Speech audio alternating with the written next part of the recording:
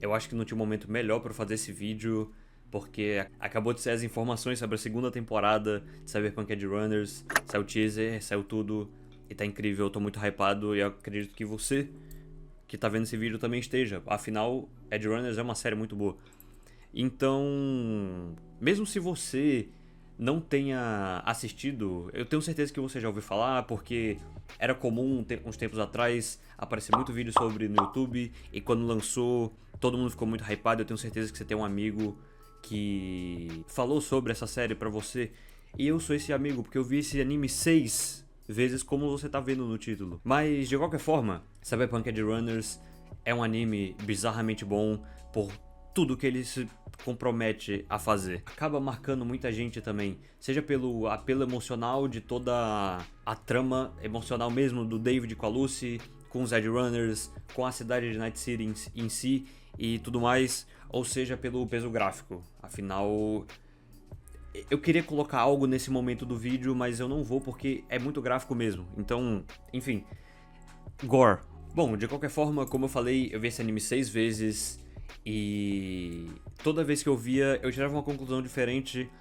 A primeira vez que eu vi, eu tirei uma conclusão. A terceira vez que eu vi, eu tirei outra conclusão. A sexta vez que eu vi, eu tirei outra conclusão. E algumas delas até se contradiziam em alguns momentos, tanto com as conclusões que eu já tinha tirado, quanto com as conclusões que outras pessoas tinham tirado também, e tinham feito vídeo, e tinham comentado comigo, e tudo mais. Mas, antes de começar o vídeo em si, e te contar sobre essas conclusões que eu tirei nessas 6 vezes que eu vi o anime, vamos dar um resumo sobre ele? Alerta de spoiler. Caso você não queira spoiler, pula pra esse ponto aqui.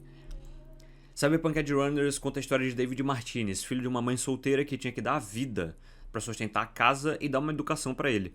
Mas muito cedo ela morre ao lado de David, enquanto eles estavam no meio de um tiroteio entre criminosos. Nesse momento, David se encontra totalmente perdido. Ele não tinha amigos porque estudava numa escola onde os colegas eram de uma classe social muito acima da dele, e ele não tinha família, muito menos dinheiro para se sustentar. Até que ele descobre que a mãe tinha um equipamento militar que valia muito no mercado paralelo, o Sandevistan. E esse equipamento leva ele a conhecer a Lucy, uma netrunner que se passa por batedora de chips, se é que a gente pode dizer assim, pra iludir o David e levar ele à sua gangue, os Edge Runners, que queriam o Sandevistan. Mas logo eles percebem que David tem uma resistência a mais a implantes e ele acaba entrando pra gangue. Depois muita coisa acontece, ele é adotado pela gangue mesmo, como família, desenvolve um relacionamento com a Lucy, se torna líder dos Edge Runners por 1001 motivos, faz mais 1 milhão de implantes, começa a se afundar numa cyberpsicose absurda, fica rico, se envolve mais 1001 problemas diferentes com as corporações, destrói metade de Night City, realiza o sonho da mãe e morre deixando a fortuna pra Lucy e pro Falco, os únicos remanescentes da gangue, do grupo dos Edge Runners. Lucy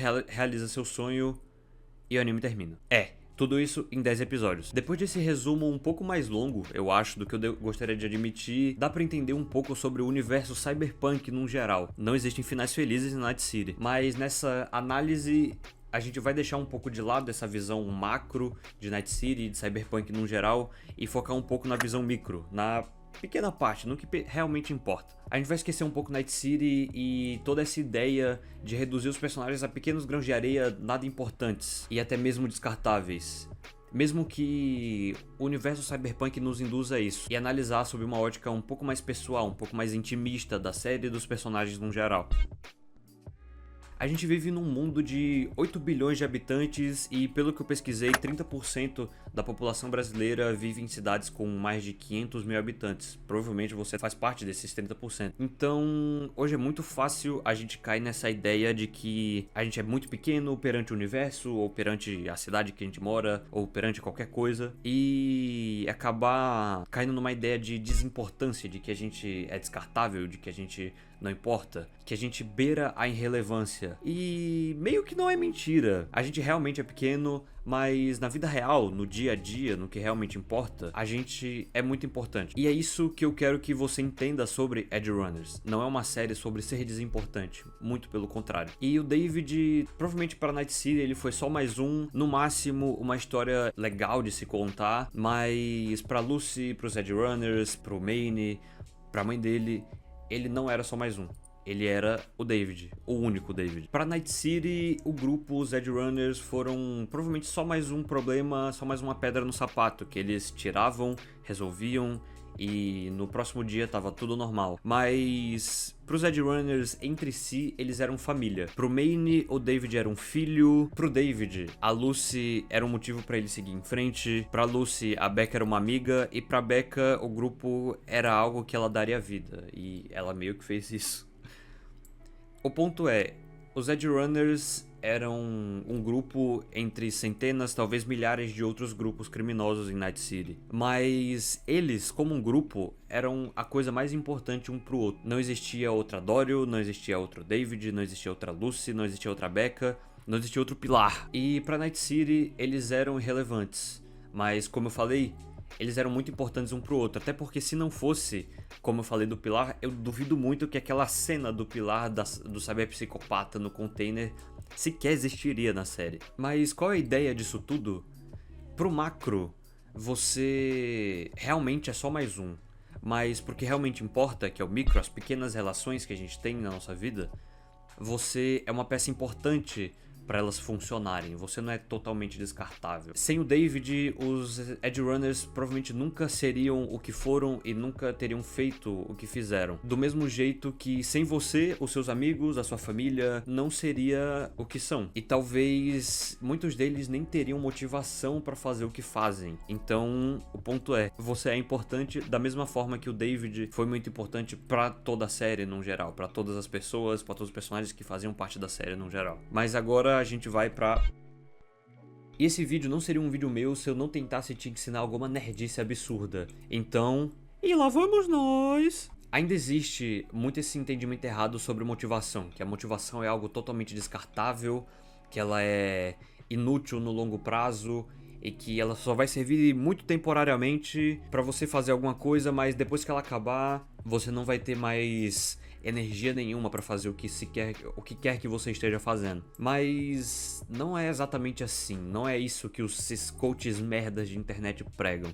Muito mais do que pura disciplina e força de vontade, a motivação é um dos principais elementos que te movem, te fazem fazer alguma coisa. Mas como é que a motivação funciona cientificamente? E para entender isso, eu preciso te contar sobre um experimento que foi feito mais ou menos na década de 90 pelo cientista Wolfram Schultz, acho que é assim que se pronuncia. E o que ele fez? Ele pegou alguns macacos, de alguma forma mediu os níveis de dopamina do cérebro deles, do corpo deles, sob uma certa circunstância. E qual era essa circunstância? Primeiro, acendia uma luz, o macaco apertava um botão, passava um tempinho, o macaco recebia um suco. E macacos gostam de suco. Ele percebeu o seguinte, o Schultz percebeu o seguinte: quando acendia a luz, os níveis de dopamina do macaco explodiam, fazia uma curva pra cima. Ele apertava o botão, depois, um tempinho depois, tinha um pequeno pico de dopamina, quando ele recebia o suco, mais ou menos nesse meio tempo aí. Ou seja, a luz servia como motivação pro macaco fazer uma ação, nesse caso apertar o botão, e no final receber uma recompensa. Ou seja, antes de qualquer força de vontade ou disciplina de estar sempre apertando o botão, sempre fazendo aquela tarefa repetitiva, o macaco ele precisava de um motivo para isso. Quando o David perde a mãe dele, ele se encontra totalmente desmotivado, totalmente sem motivo nenhum para seguir em frente. Ele não tinha porquê. Mas logo depois ele conhece a Lucy e por todo o relacionamento, por todo o sentimento que ele desenvolve por ela, ele encontra uma motivação para treinar, para participar dos Edge Runners, mas essa história toda tem um lado bem sombrio. O David perde a noção completamente e ele começa a implantar cada vez mais e mais e mais tecnologia, levando ele àquele estado de cyberpsicose. E isso também tem muita ligação com a motivação que eu falei dos macacos e com a dopamina num geral. No mesmo experimento do Schultz, ele coloca alguns modificadores para ver como a dopamina funcionava sob essas circunstâncias. E eles são a imprevisibilidade e o tamanho da recompensa. Sobre a imprevisibilidade, quando você não tem chances claras, 100% de chance de adquirir a recompensa, os seus níveis de dopamina vão se alterar. Quando essa chance é de mais ou menos 50%, existe um pico absurdo de dopamina, muito maior do que aquele primeiro que a gente viu quando eu expliquei a primeira fase do experimento. E é meio que dessa forma que cassino e vídeo curto funciona. O cassino, ele não te dá 100% de chance que você vai ganhar. E o vídeo curto é a mesma coisa. Você pode passar e pode vir o vídeo mais engraçado do mundo, ou você pode passar e vir algo muito chato. É uma recompensa não muito certa. Pode vir qualquer coisa, pode não vir nada. E é por isso que você vicia. O cérebro fica extremamente motivado a continuar aquele comportamento, buscando os 50% onde dá certo, não os 50% onde dá errado. E agora sobre o tamanho da recompensa, que aqui eu acho que é o que mais afetou o David num geral. Quando o tamanho relativo da recompensa é muito considerável, tem um aumento de dopamina no seu cérebro, motivando mais ainda um comportamento. E o principal comportamento do David em relação aos implantes era colocar cada vez mais, cada vez mais. Ele começou colocando o Sandevistan e depois ele tava colocando muitos outros e chegou num ponto que o David ele não podia implantar qualquer coisa, ele não podia fazer um implante simples, ele tinha que colocar um implante muito mais agressivo, muito mais potente, induzindo ele a chegar no estado de cyberpsicose mais ainda. Mas como isso funciona mais ou menos na vida real? Imagina que você tem R$1.000 e ganha mais 1.000, ou seja, a recompensa dobrou. Você tinha 1.000, agora tem 2.000. Só que num futuro você tem R$10.000. Como no primeiro caso você tinha 1.000 e ganhou 1.000, sua recompensa dobrou. Se você tem 10.000 e ganha 1.000, não tem o mesmo efeito. Você tem que dobrar também. De 10.000 você tem que ir para 20.000. É uma distância muito maior. Mesmo que nos dois casos a recompensa relativa seja parecida, ou seja, o dobro. Isso tudo para ter o mesmo estímulo dopaminérgico no seu cérebro. E é dessa forma que cassino também, droga e a cyberpsicose em Cyberpunk Edge Runners funciona. No cassino, você começa ganhando 1.5x, depois você tem que ganhar 3x e apostar cada vez mais dinheiro para ter o mesmo estímulo para ganhar a mesma coisa relativamente. É a droga a mesma coisa, principalmente as drogas sintéticas.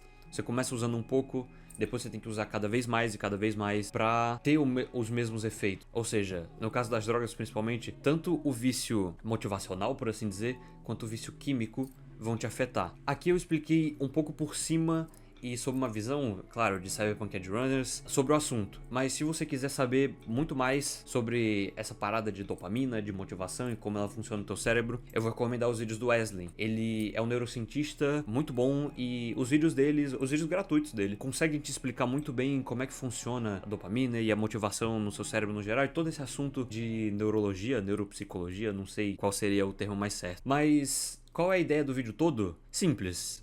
Mesmo que você seja minúsculo comparado ao universo, minúsculo comparado à sociedade, à sua escola, à sua faculdade, que essas instituições não estejam nem aí para sua existência, o que realmente importa, o seu microcosmo, o seu pequeno universo, os seus pequenos núcleos sociais, sua família, seus amigos, você é muito importante. A Lucy não era ninguém até encontrar o David, e então ela se torna o principal pilar da vida dele, e ele da vida dela. Então eles tinham, depois de se conhecerem, com quem se importar. Tanto que não só ela, quanto o David e todo mundo, os Edge Runners no geral, tiveram motivação, dopamina o suficiente pra fazer muita coisa, pra conquistar muita coisa. Mesmo que o final da série não tenha sido o melhor no geral. Mas talvez você já tenha aquela motivação que você tanto procura. Então para de esperar que a motivação venha e começa a buscar dentro do seu microcosmo, do seu pequeno universo. Então desacelera, vê o que realmente importa. Olha pra sua família, olha pros seus amigos, eles são um motivo pra você continuar. Pode ser um grupo, como eu falei, pode ser um sonho, pode ser, enfim, qualquer coisa. Aí que tá a real motivação. Enfim, nossa, eu dei um tapa. Enfim, o vídeo fica por aqui. Obrigado por assistir, valeu, falou e fui. Tamo junto.